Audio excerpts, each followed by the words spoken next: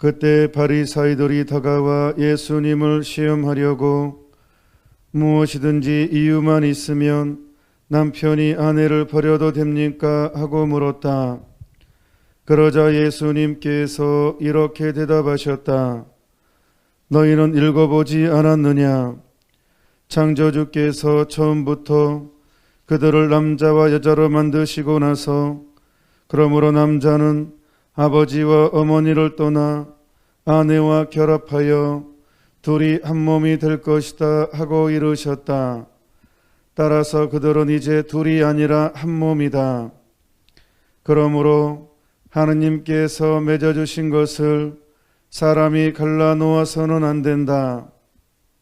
그들이 다시 예수님께 그렇다면 어찌하여 모세는 이혼장을 써주고 아내를 버려라 하고 명령하였습니까? 하자 예수님께서 그들에게 말씀하셨다. 모세는 너희의 마음이 완고하기 때문에 너희가 아내를 버리는 것을 허락하였다. 그러나 처음부터 그리 된 것이 아니다. 내가 너희에게 말한다. 불륜을 저지른 경우 외에 아내를 버리고 다른 여자와 혼인하는 자는 간음하는 것이다. 그러자 제자들이 예수님께 아내에 대한 남편의 처지가 그러하다면 혼인하지 않는 것이 좋겠습니다 하고 말하였다. 예수님께서 그들에게 이르셨다. 모든 사람이 이 말을 받아들일 수 있는 것은 아니다. 허락된 이들만 받아들일 수 있다. 사실 모태에서부터 고자로 태어난 이들도 있고 사람들 손에 고자가 된 이들도 있으며 하늘나라 때문에 스스로 고자가 된 이들도 있다. 받아들일 수 있는 사람은 받아들여라. 주님의 말씀입니다. 그리스도님 찬미합니다.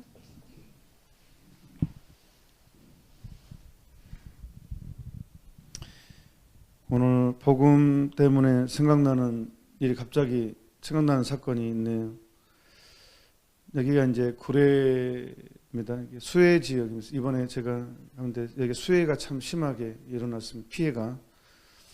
저희 비약골 피정집은 산에 있기 때문에 괜찮습니다만 아무튼 좀 많이 심한 것 같습니다. 네, 얼마 좀 지났는데 이제 제가 기차역에서 구례역 기차역이 있어요. 구례구역이라고. 용산역에서 타면 KTX는 2시간 20분이면 옵니다. 네, 사람을 기다리는데 제가 로만 칼라를 하고 있으니까 한 자매님이 저희가 오시더니 저한테 신부님이냐고 그래서 예 하고 이제 여기도 나를 알아보는 사람이 있네 하고 이렇게 하는데 알아보는 것이 아니라 이 로만 칼라 때문에 와서는 다짜고짜 아니 천주교는 장가도 안 가는 그런 이 본성을 거스르는 그런 나쁜 제도에 희생되셨냐고 저를 너무 안타까워하시고 참 안 된 이렇게 멀쩡한 사람이 왜 그런 인생을 사냐고 이렇게 저한테 이렇게 정말로 안타까워서 이렇게 아니 이렇게 멀쩡한데 혼자 사는 삶을 택하냐고 왜 하느님이 주신 법칙이 있는데 이 자식을 낳고 이렇게 번성이 하는 게 하느님인데 이렇게 그래서 제가 그 앞에서 그냥 손님은 이제 기다리고 하는데 또 거기서 또 앞에 제가 또 이렇게 할 수도 없어서 그냥 그러니까 말입니다 이렇게 하면서 제가 이렇게 그냥 지나갔습니다. 근데 오늘 복음 여러분도 아마 개신교 신자들 만나면 이런 소리를 많이 들었습니다. 천주교를 비난하는 것 중에 하나가 본성을 거스르는 행동, 사제의 독신 이를 제기하는데 오늘 예수님께서 사실 모태에서부터 고자로 태어난 이들도 있고 사람들 손에 고자가 된 이들도 있으며 하늘나라 때문에 스스로 고자가 된 이들도 있다. 그래서 받아들일 수 있는 사람은 받아들여라 라고 분명히 예수님도 말씀하셨잖아요. 왜 이런 복음은 개신교에는 없나요? 혹시 이 부분 없어버렸나요? 분명히 이런 내용이 있을 텐데 왜 계속 사제 독신들을 건드리는지 모르겠어요.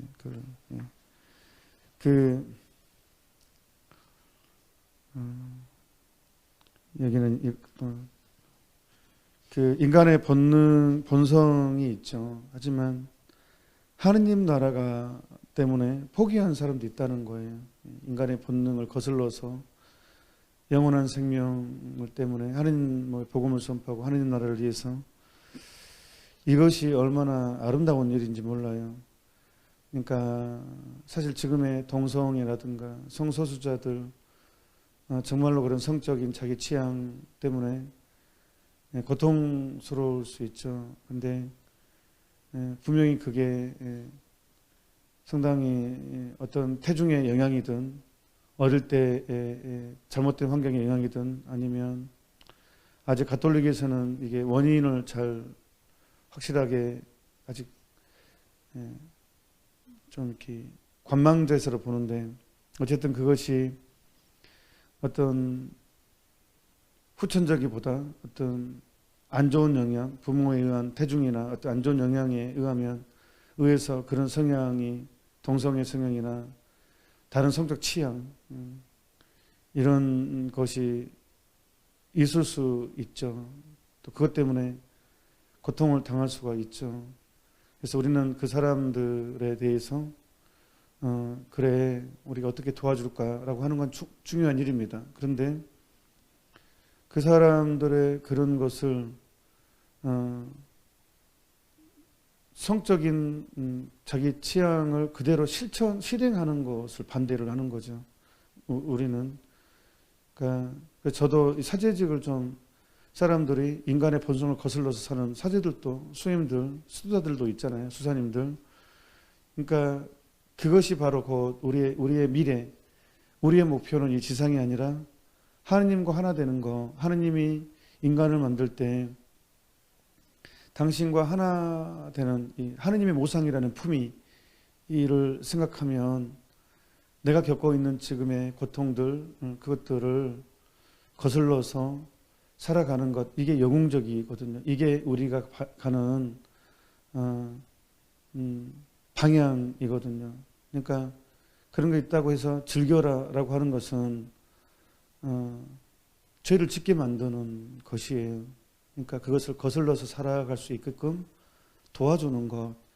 본성이 그럴지라도 하느님께서 원하시지 않으니까 이것은 또 그렇게 살면 곧 멸망을 자초하는 것이라고 분명히 얘기하니까 그래 그 독신제를 지키는 하느님을 위해서 하느님 나라를 위해서 인간의 본성을 거슬러서 살아가는 사람들이 굉장히 많죠. 이 시대에.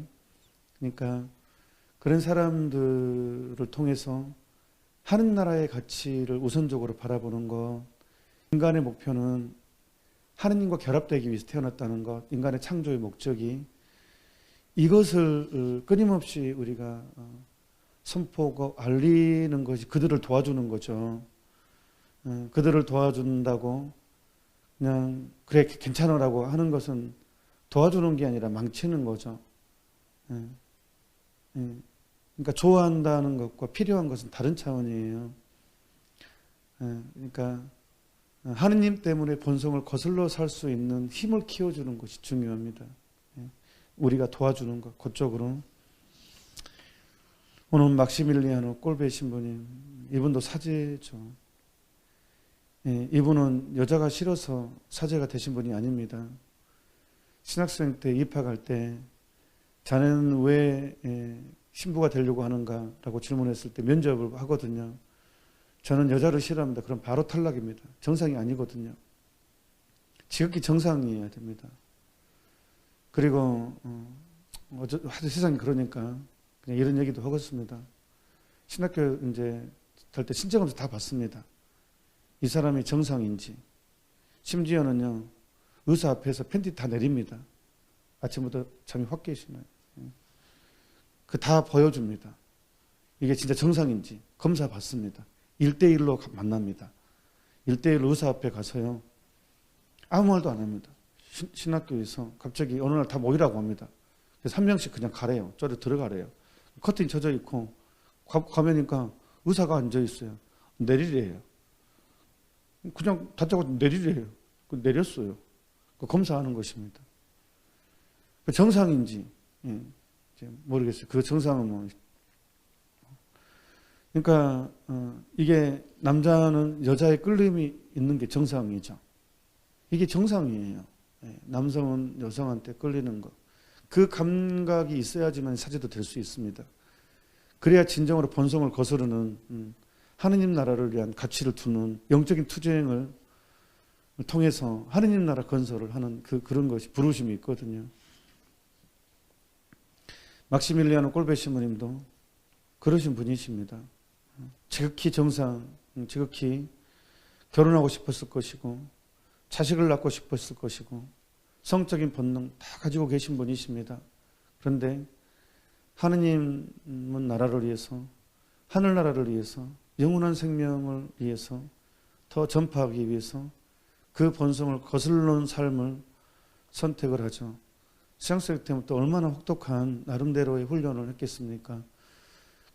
아직도 지금 신학교 독방생활 이렇게 침묵하도록 그렇게 그 외로움을, 고독을 하느님 현존으로 돌리는 수련을 하죠.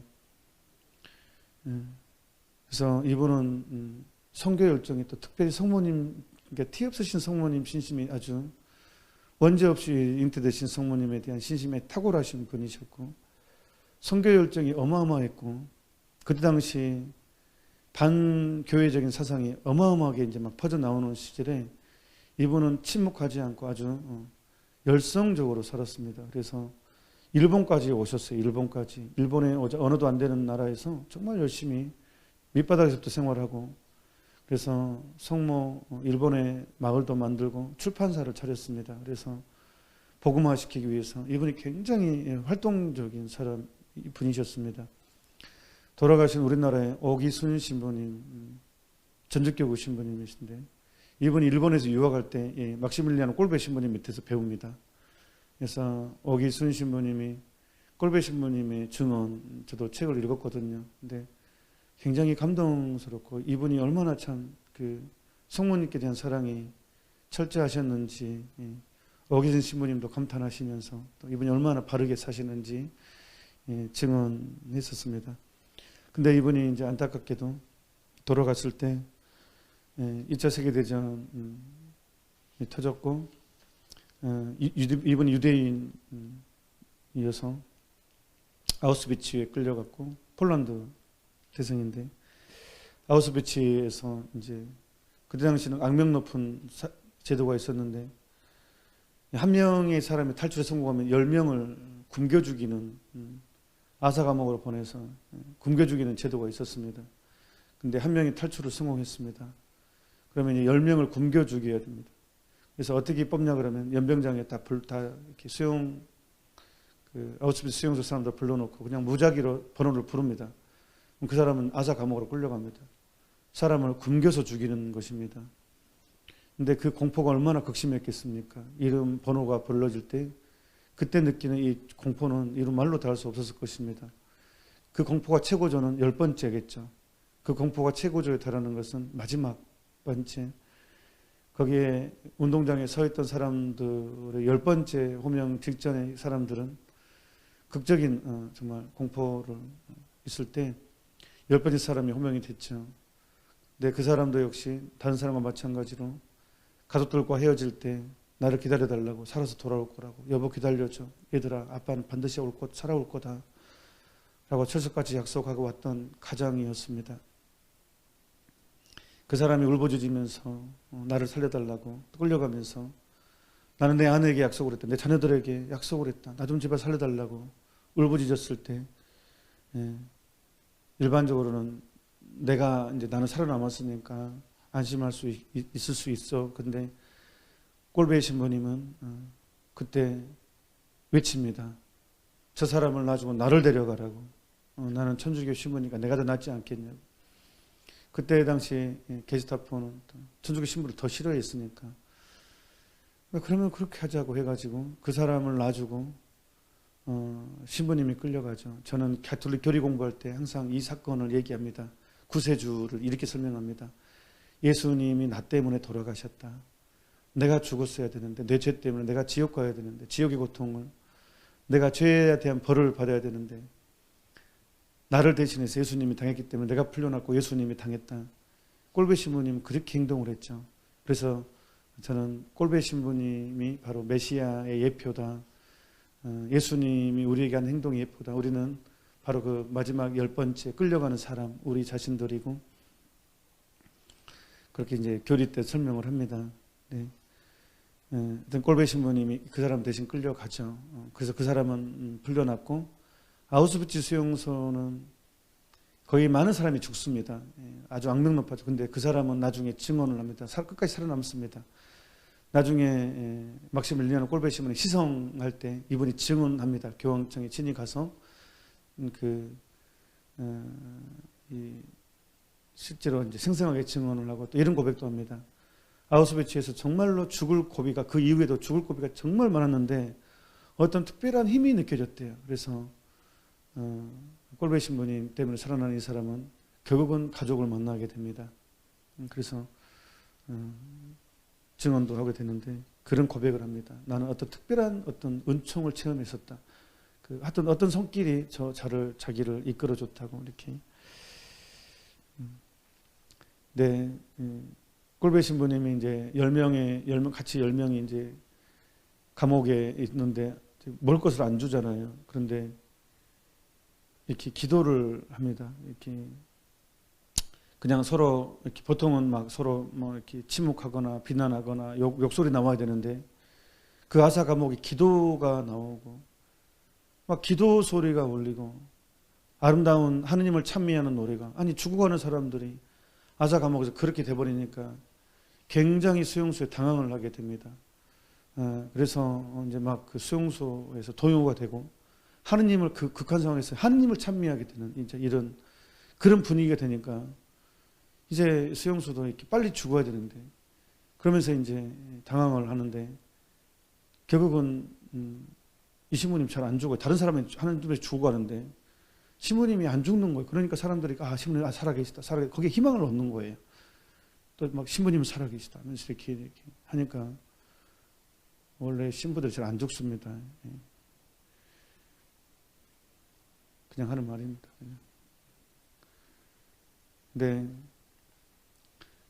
할 수 없이 이제 너무 동요가 심하니까 또 혹시 안 죽을 수도 있으니까 신부가 진짜로 안 죽을 수도 있으니까 그래서 할 수 없이 독약을 놓습니다. 몸에다가 그 독약을 주사를 해가지고 결국은 그렇게 순교를 당하십니다. 오늘 바로 그 축일 보내고 있습니다. 막시밀리아노 꼴배 신부님이 가장 신경 썼던 부분은 당시 이분이 로마에 계실 때 공부할 때 프리메이슨이 아주 공공연하게 활동을 했었습니다. 그때는 지금은 활동하면서 지금은 은근히 이렇게 스며서 침투하지만 그때 당시는 프리메이슨이 아주 대놓고 교황 로마에 아주 활동을 했던 시대였고 그래서 막시밀리아노 꼴배 신부님이 이거를 참지 못하고 프리메이슨에 대항해서 조직을 만듭니다. 그게 바로 성모 기사회입니다. 이 창립 목적이 프리메이슨에 대비해서 성모 기사회를 만듭니다. 그래서 제가 신학생 때인가 좀 꽤 오래된 내용인데 성모 기사회 해보지에 프리메이슨의 10가지 법칙이 있어요. 혹시 인터넷에서 검색하면 나올 겁니다. 우리 밴드 식구들, CMBS 식구들 검색 능력 짱입니다. 제가 뭐라면 바로 검색에 딱 올려주고 하는데 그것도 한번 올려주십시오. 제가 언젠가는 그걸 가지고 강의도 한번 해야 될 의무를 느낍니다. 꼴배 신부님의 일치에서 저는 개인적으로 꼴배 신부님을 굉장히 이분 삶이 이 시대에 필요한 영성이라고 생각을 하거든요. 그래서 프리메이슨의 10가지 지침이 있어요. 거기에 아이들 양심을 마비시키는 게 들어있습니다. 거기에 아이들을 파괴시켜라. 아이들 동심을 파괴시켜라. 또 무릎 꿇는 것을 없애라. 미사 때 무릎 꿇는 것을 제가 알기로는 그렇습니다. 장개틀을 치워버리는 거. 하느님을 만만하게 생각하는 문화를 만드는. 그러니까 뭐 무릎을 안 꿇다 선다고 해서 하는 만만한 생각은 아니지만 이제 서서히 스며들게 하는 하나의. 그러니까 이 어떤 분이 토착화 얘기를 해서 이제 저에 대해서 이렇게 제가 장개틀 없앤 거에 얘기하니까 토착화가 무엇인지 질문을 하고 싶어요. 이 얘기도까지 하고 그냥 지나가겠습니다. 토착화라는 것은요, 복음이 어느 민족에 들어갔을 때 그 복음이 더 잘 드러나게 해주는 게 토착화입니다. 그러니까 교황청 문헌에 의하면 복음의 가르침이 그 민족 안으로 들어갔을 때, 그 민족의 언어 방식으로 표현됐을 때 십자가의 신비가 더 잘 드러나는 것, 이게 토착화를 잘하는 것이고, 그 복음이 그 민족에 들어가서 변질되면 이건 토착화가 아니죠. 그러니까 토착한다고 포도주 대신 막걸리를 할 수가 없죠. 우리 민족이 막걸리를 많이 마셨다고 토착한다고 막걸리를 할 수 없죠. 무릎 꿇는 거 없앤 게 토착화 아닙니다. 토착화 차원이 아닙니다. 교황님은, 베네딕토 16세 교황님은 직접적으로 얘기합니다. 우리 가톨릭의 비극은 장개틀 없앤 거라고. 교황님 직접 얘기해요. 그 무릎 꿇는 게 얼마나 중요한 기도의 자세인지를 직접 교황님이 신앙교리성 정안에서 설명을 해요. 우리 몸으로도 같이 기도를 하거든요. 기도라는 것은 몸과 마음, 그러니까 육체와 영육이 함께하는 것입니다. 몸 따로 마음 따로가 아니라 하느님께 영육이 창조 우리 피조물이에요. 하느님께 드리는 경배입니다. 그러니까 우리가 다리를 꼬고 기도할 수는 없잖아요. 예. 다리를 꼬고 기도하는 사람 누가 있겠습니까? 그러니까 이 육체의 행동은 내 마음을 서로 이끌어줍니다. 예. 그때 굉장히 중요합니다. 이 자세라는 것은 하느님께 내 마음을 들어올리는 것으로서는 이 기도 자세 굉장히 중요하거든요. 그러니까 프리메이슨의 역할 중에 하나라고 저는 이 장개틀 없애는 것, 아니 막시밀리아노 꼴베 신부님에 의하면, 또 제가 얘기하면 또 겁나게 뭐라 하니까 막시밀리아노 꼴베 신부님이 그랬다고요.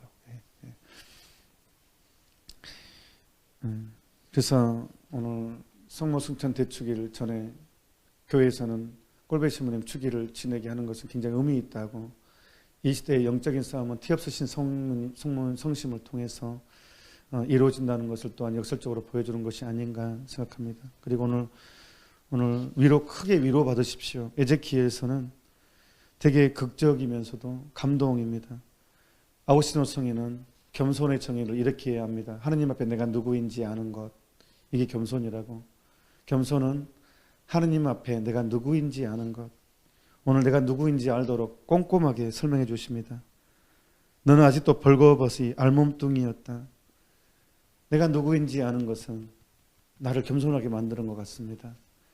우리는 숱하게 배신도 하고, 마찬가지로 여기 내가 그렇게 너를 금이 오기가 키웠는데 비단 옷을 입히고 보석으로 치장해 줬지만 너는 불륜을 저질렀다. 너의 명성이 비고 불륜을 저질렀다. 여기서 불륜이라는 것은 하느님을 거슬러 짓는 모든 죄를 의미하죠. 통칭을 합니다. 바로 내 모습 아니겠습니까? 우리의 모습 아니겠습니까?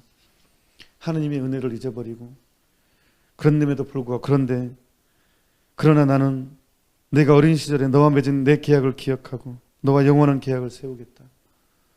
너와 맺은 내 계약을, 당신의 전능, 이게 바로 이제 예수님의 헤세드, 사랑의 절정, 당신의 약속을 지키십니다. 내가 비록 배신하고 그럴지라도 당신의 약속을 지키십니다. 나에 대해서. 그래서 나는 내가 어린 시절 너와 맺은 내 계약을 기억하고 너와 영원한 계약을 세우겠다. 이는 내가 저지른 모든 일을 내가 용서할 때 내가 지난 일을 기억하고 부끄러워하며 수치 때문에 입을 열지 못하게 하려는 것이다. 역설적으로 표현하지만 얼마나 하느님이 인간에게 애틋한 표현을, 정말 얼마나 인간한테 매달리시는 하느님의 전형적인 모습이 오늘 나옵니다. 그러니까 여러분, 우리 막시밀리아노 꼴베 신부님이 그 사람 때문에 죽음을 청했듯이 이 예수님의 계약은 예수 그리스도를 통해서 완성이 됩니다. 오늘 성모님께서 지극히 사랑하는 당신 아들 사제들에게 간단하게만 넘어가고 얘기하겠습니다. 꼴배신문 축일이어서. 사망입니다. 너의 사명이 분명해진다. 5항에 보면 성모님이 1항에 내가 내 마음 안에 줄곧 머물러 있으니 오늘 나는 정말 기쁘다. 성모님이 정말 기쁘다고. 너는 이제 이 세상의 모든 것이 얼마나 멀고 혼탁하게 보이는지, 얼마나 너를 지치게 하고 따분하게 하는지를 깨달았다. 내가 온전히 또 언제나 나와 함께 있기를 원하는 이 엄마를 제야 모든 것이 말이다. 그러니 내가 어떻게 하면 잠잡고 내 차지의 사람이 될지 그 점을 기도록 하여라. 그러니까 우리 일상은 어떻게 하면 성모님의 차지가 될까, 나는 성모님 것이 될까를 익히라고 요구하십니다. 그러면 내가 무엇을 하든 너를 통해 내가 일을 하는 것이 된다.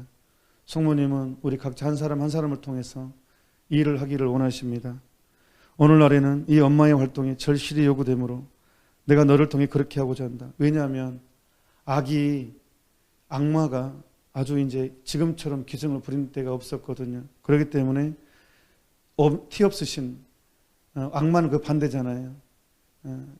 죄가 가득한 불순명의 상징이고 죄의 상징인 악마가 활동을 하기 때문에 이 악마를 대적하려면 티 없으심이 필요하거든요. 그러니까 오늘날에는 이 엄마의 활동이 절실히 요구된다라고 얘기하신 것입니다.